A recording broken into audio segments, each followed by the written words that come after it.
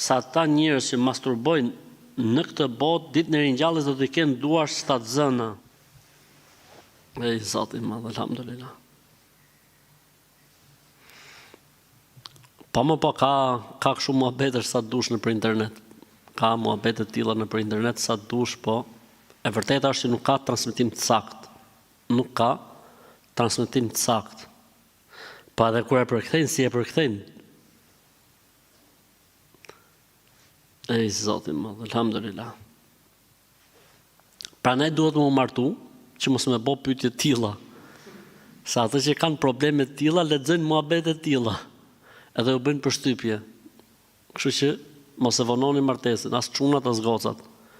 Rasti më i parë që të vjen me besim, të pëlqen sjellja, edukata, morali, më shohë se pastaj do të bësh pyetjet e duarve 7 zën.